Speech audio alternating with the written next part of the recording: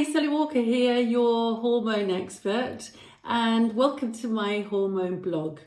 So today I'm going to answer a question from one of my Danish clients who'd like to be anonymous, so I'm just going to call her Lucy. So Lucy's complaining of mood changes, and she is 46 years of age, and is not understanding why suddenly she feels sad for no reason. And she's saying she used to feel really sexy and attractive and was very happy with herself in all ways, but now she doesn't feel like that anymore. She seems to have lost this woman power and she doesn't know what to do. So she said, Sally, can you tell me why this is happening? But most importantly, can you tell me what to do? So Lucy, we're going to do that. That's what we're going to talk about, because this is a major symptom of perimenopausal times. And it is a symptom which many ladies don't like to talk about.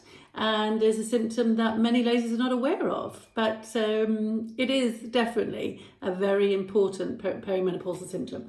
So remember, if you get a symptom between the age of 40 and 50, you've got to think about those three hormones, estrogen, progesterone, and testosterone.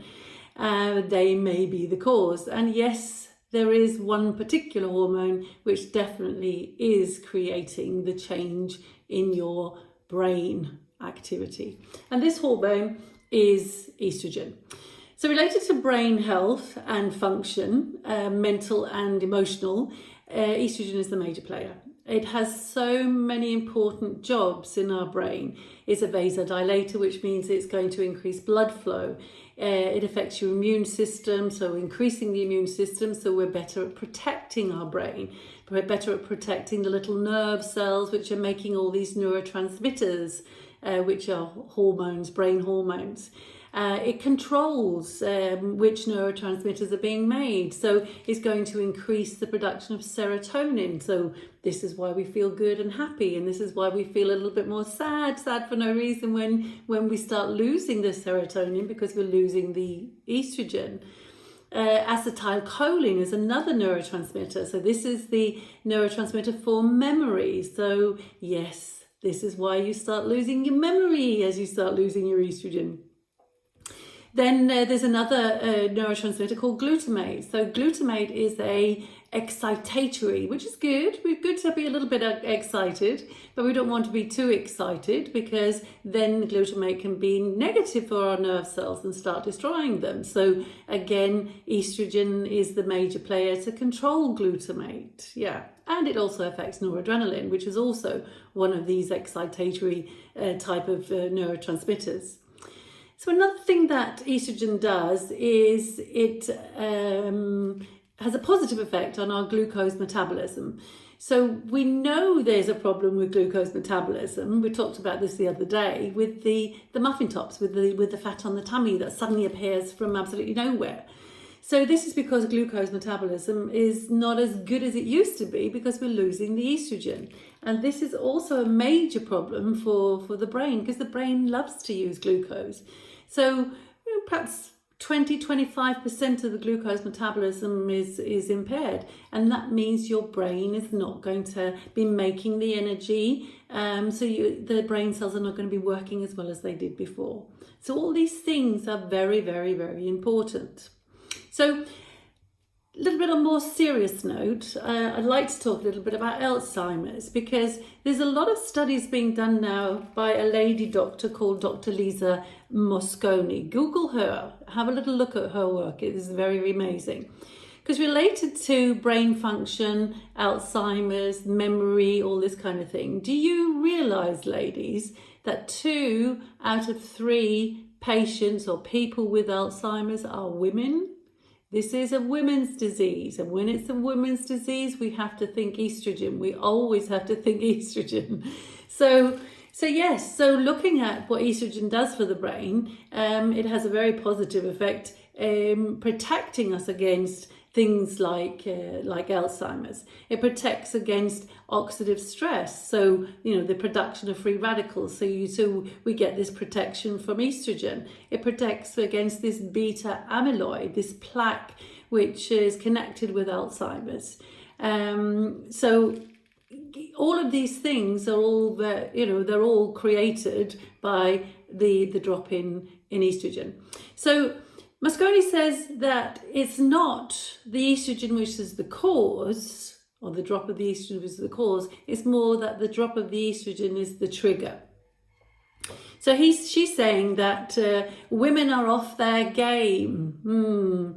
You can still play it, but not just as well as you did before. And I think that really describes how many ladies feel. They just do not have the mojo, do they? They just don't feel they are that woman they were before. And all of this has to do with estrogen, the drop of estrogen, and your brain function. So that's the cause. But what can you do? Well, see, Dr. Mosconi is looking into, well, can we inject estrogen directly into the brain? Because she's anticipating that taking it as a replacement therapy, as pills or creams, possibly isn't going to hit the brain enough. Possibly the brain needs to have a bigger infusion. So she's experimenting at the moment, not with human brains, but she's experimenting at the moment with injecting into the brains of, I don't know, rats, I'm not sure. Have a little look at her work, because I think this is going to be very, very exciting and something which we ladies need to know about. So, yes, but until that point in time, we can do our best by replacing some of the estrogen. And you ladies that know me know that I do believe that replacing estrogen is a very important part of our supplementation as we move forward after menopause. But what Mosconi is saying is, don't wait until after menopause. Get going already in the 40s. You do not want to get this big decline. You do not want to get the damage done in your brain. You want to, push it in front of you as far as you can. So I got to thinking, well, if we want to get the estrogen into the brain, how could we otherwise perhaps do it without injecting ourselves? So is there something else we can do? So there are no studies supporting this. This is just me thinking outside the box here. So the nose to the brain is the shortest path. So the nose has, mucous membranes, and they dry out a little bit, don't they, whereas estrogen disappears. So I got to thinking, well, could we try to cream with the estrogen? Could we try to use the estriol, the mild estrogen, which will work in the brain, absolutely. So could we try to do this by creaming up in our noses? Hey, I have no idea if this is going to be good. It's not going to be bad, but I don't know if it's going to get to the brain, but it will get into the body, and maybe it will help. Maybe, but it is not going to do anything negative.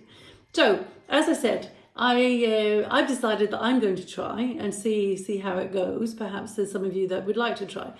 But I do know, because of my own experience and also with my clients, that creaming anywhere really does improve your mood. Now, I cream on my neck, around my wrinkles, and I cream down below, absolutely. But I cream on my neck every single day. And that's a reasonably quick route up to the brain as well. And I must admit that when I did start using this, and this is many years ago, I did feel an improvement in my mood. So, ladies, we need the estrogen if you're going to have your mood in a better place, if you're going to get your mojo back, if you're going to feel good, feel sexy, feel that powerful woman that you used to do, then we need to make sure that we're getting some estrogen in some way or form. Interesting. Check Lisa Mosconi and make your own opinions about her work. I think it's going to be revolutionary for women, absolutely. And I'll be back tomorrow with another question. So remember, you are welcome to send me a question, sw@sally-walker.com. I would love to answer your questions. So, but until tomorrow, happy hormones, happy life.